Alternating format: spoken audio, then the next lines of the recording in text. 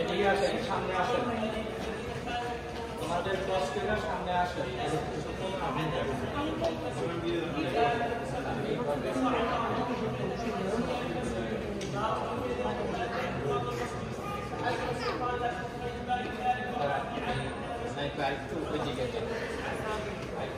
Bye bye bye bye bye bye bye bye.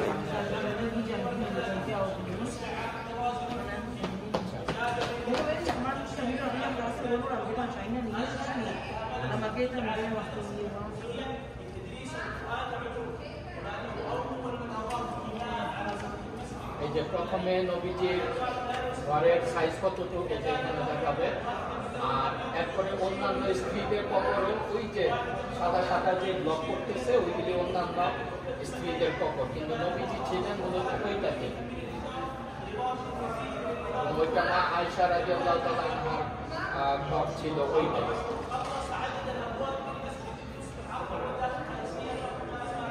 যে 3.47 by 4.84 ঘরটা ছিল, মূল ঘর ছিল এইটা নবীজি।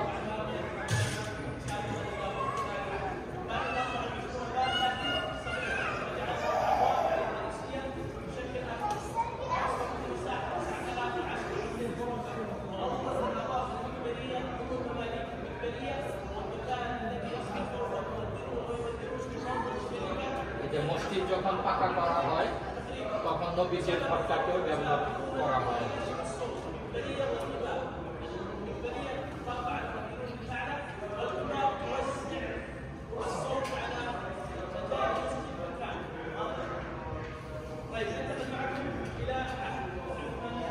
এইবার নবীজির ইন্তেকালের পরে ভিতরে কিভাবে কি হইলো দেখেন। এই যে এই ঘরের ভিতরেই প্রথম নবীজির দাফন করা হইল। এইখানে এই যে পর্দাটা দিয়ে মা আয়েশা রাদিয়াল্লাহু তাআলা এই সাইডটাতে থাকতেন, এই যে খালি জায়গাটা একই ঘরে, একই ঘরে, একই ঘরে ওই জাস্ট খালি পর্দা আছে একই ঘরে।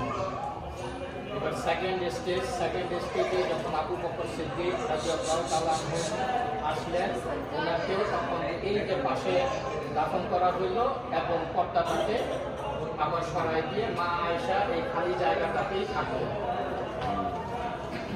একই ঘরে দুজনের দাফন, মানে একজন হলেন বাবা আরেকজন হলেন স্বামী।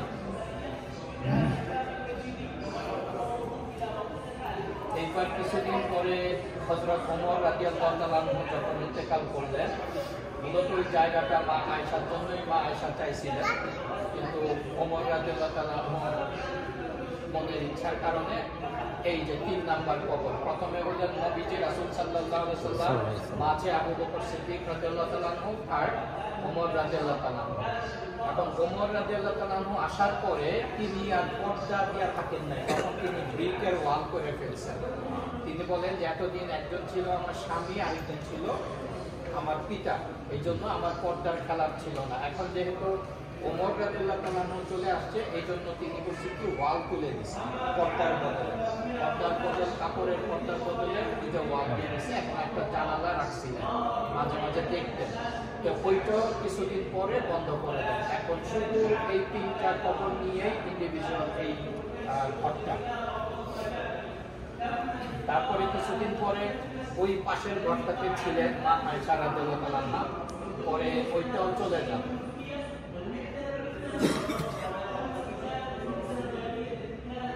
এই যে এই দরজাটা জানালাটা বন্ধ করে দেন, এখানে কিছুদিন ছিলেন।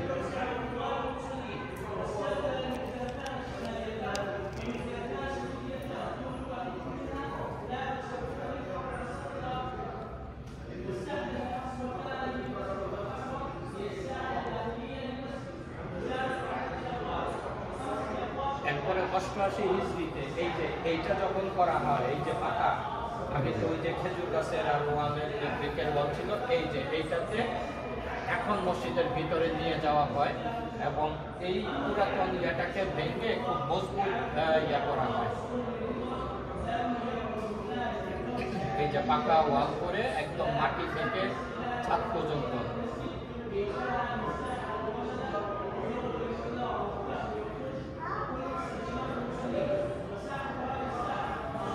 এবং এইটা যেন কাবার চারকোনা আকৃতিতে না থাকে, এই জন্য প্যান্টাগনাল ইয়া করছে, এই যে পাঁচ কোনাটাকে প্যান্টাগন ইয়া বলে। এই যে এই ইয়াটা করে দিছে যেন কাবার মতো সাদৃশ্য দেখা না যায়। কর্নারটা বোঝা যায় না। এটা ওই যে গিলাফের আপনি তো আবদাল। যে চিত্র দিয়া দেখেন এটা দিয়া তো কোনো কিছুই বোঝা যায় না কর্নার নাকি। এই যে এই গিলাফটা দিয়ে মাটি থেকে এই যে আমরা যাই এটা। ঢেকে দেওয়া হয়। এই যে আমরা এখন পুরুষরা এই যে বের দিতে। এই যে এই যে যেখানে চলে যাই। আর ওই যে আমার বাসায় যে গিলাফের অংশ দেখছিলেন এইটারই এক টুকরা, এই যে পিস পিস করা এই এক টুকরা।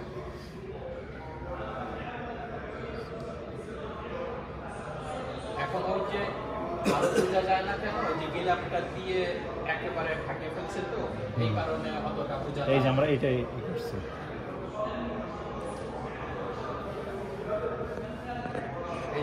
এই যে এদিক থেকে যদি আমরা প্রথমে ধরি, প্রথমে রাসূল সাল্লাল্লাহু আলাইহি সাল্লাম, তারপরে আবু বকর রাদিয়াল্লাহু আনহু, তারপরে ওমর ওমর রাদিয়াল্লাহু তাআলা। শেষ তো না? শেষ আবার ঘুরে আসছি।